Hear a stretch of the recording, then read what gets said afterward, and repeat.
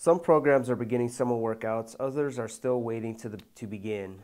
We have a lot of questions to get to. So first off, there were some changes to the guidelines when it comes to weight rooms. What were the new guidelines? You know, you said there's a lot of changes and people are starting at different times. And before we even start this question and answer, just want to say everything is ever changing. We just got to keep up with the governor's office and what is going on and where we can open up, so on and so forth. So anyway, to answer your question, since the first guidelines came out, we do have a change for today. Today is the first day that student athletes are able to work out with the coaches if they want to. You know, in other words, student athletes have a choice and the schools have a choice as to what date they want to start. But the guidelines that have changed regarding the weight room is student athletes are able to now get in the weight room. 50% capacity with social distancing. No heavy lifting, no spotters, just getting in the weight room and doing a lot of reps. But just, again, getting back into that routine. What are the suggested guidelines for sanitation and cleaning of equipment such as volleyballs, and who will provide those cleaning supplies? You know, the cleaning supplies will be provided by the school, you know, along with the thermometers, along with all the PPE equipment. And then so that's why schools may not be ready to start today, you know, because we need to make sure that we have all of these supplies. With saying that, for example, for a volleyball, it's not good to wipe a volleyball with 100% alcohol wipes. You know, they need to be maybe 75% alcohol and 25% water. And the Clorox, Lysol, all of those wipes are virtually 75-25. So a coach needs to really make sure it's just not 100% alcohol. What are those guidelines? You know, I can send to athletic directors maybe what the National Federation is saying what to clean with. But again, will be ultimately up to the school to make those determinations how they're going to sanitize their equipment. Are parents allowed to watch or be present at workouts? And what about volunteer coaches and members of the media? Are they allowed to be at workouts? You know, at this point, you know, we need to really minimize volunteers that are not approved through the school district. We need to not have parents out there. We need to make sure that we are in the 5-to-1 pods. There's nobody else around. And as far as media, you know, that's kind of a local decision. I would say for interviews, you know, interview before practice or after practice and not let the media walk around because, again, we want to minimize who is in that controlled environment.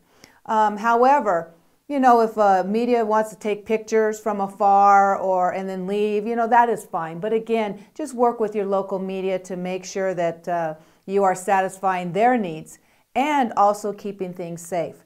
You know, as far as parents, at this time, I know parents like to watch practice, and I think this is going to be the hardest thing, but we need to make sure that this environment is totally controlled, 5-to-1. We know who is around. And so it is best for the parents not to be around. Also, volunteer coaches approved is fine, but just to get an ex-athlete out to be one of the watching a pod and not go through all the procedures is not a good practice. Do coaches have to wear masks? The simple answer is yes.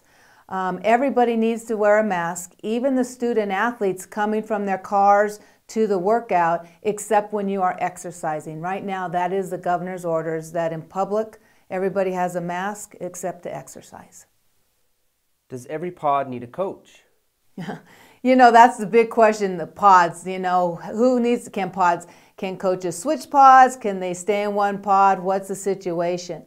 The idea of pods is to minimize who a student athlete or a coach is in contact with. We don't need a student athlete being in contact with 15, 20 different people. It should be 5-to-1 at this point. So that's the idea of the pods. Now, on a single day with coaches, they should stay within their same pod with the 5 kids. Coaches should not be rotating pods whatsoever.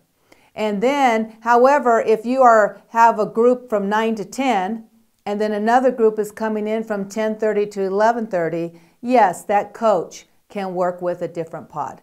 But during that hour or 2 hour practice, the coach needs to stay with the same kids.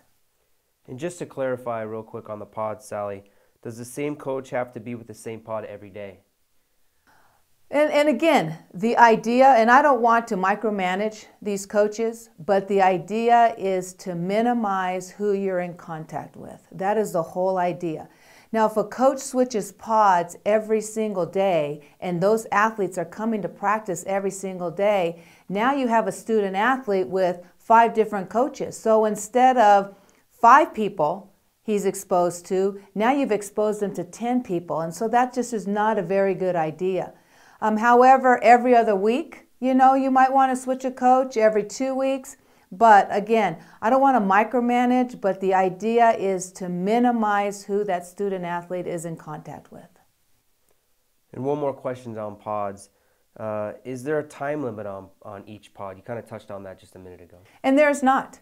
We have our out-of-season coaching rules say 7.5 hours, and everybody has asked, do we have to only be there 7.5 hours, Monday through Friday and go through those? No, that is up to the school district to make a decision, how long practice is, when is practice. And going back to pods, Tyler, another thing on the pods is we have multi-sport athletes. They can be in one pod for football in the morning, and then they can be in a different pod for basketball in the afternoon, or however it is. I'm just giving an example of 2 sports. So those multi-sport athletes, yes, they're going to be exposed to a little bit more athletes than a one-sport athlete, but we don't want to stop them from playing all sports. So they can be in different pods if they're moving from one sport to the other.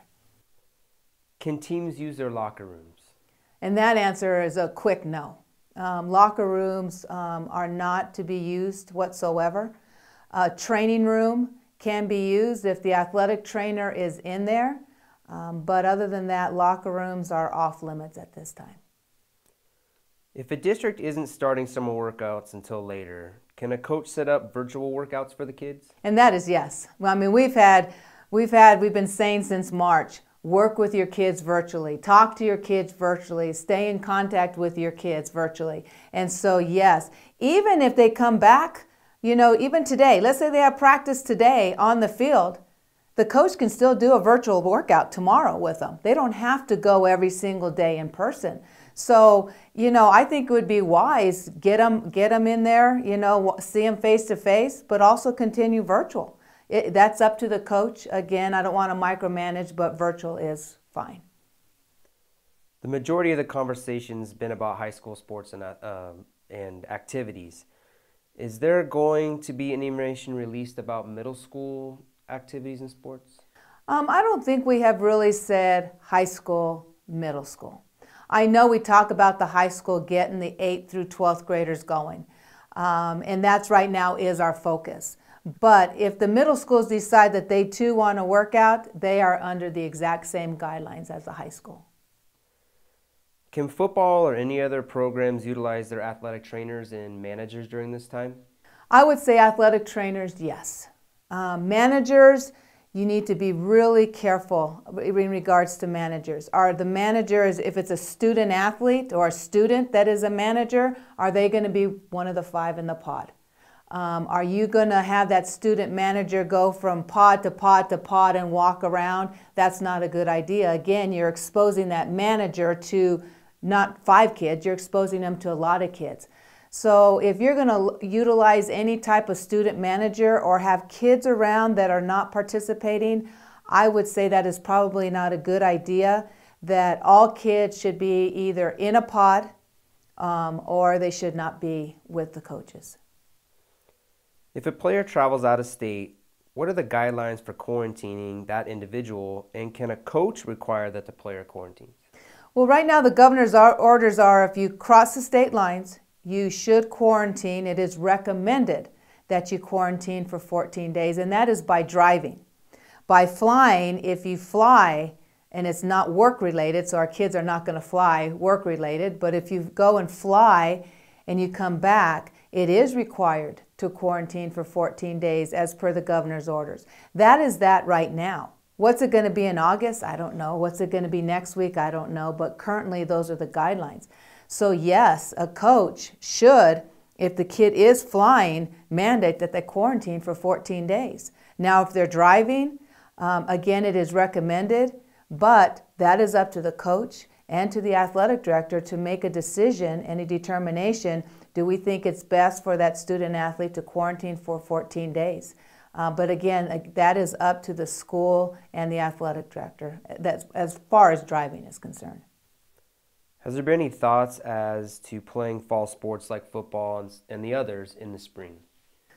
No, not at this time. I mean, yes, has there been thoughts? Oh, yes, there's been thoughts. There's been a lot of thoughts going on. But right now, as I told the fall coaches last week, we are looking to start in August when school is in session. We are staying positive that we are going to have sports, and we will make those determinations as to the seasons. But we will not be flip-flopping fall and spring sports. A lot of people say, well, can you do spring sports now and then flip-flop football? I am not going to put those spring sports in any jeopardy whatsoever to not have a season. If there's any goal besides having all sports, it is to make sure that I am taking care of those spring sport athletes, because what happened to them last year, it was really gut-wrenching, and we just cannot have that happen to kids again, especially those that did not have a season last year. Coaches need to be tested before they begin summer workouts. Will coaches be retested for COVID-19 during the season?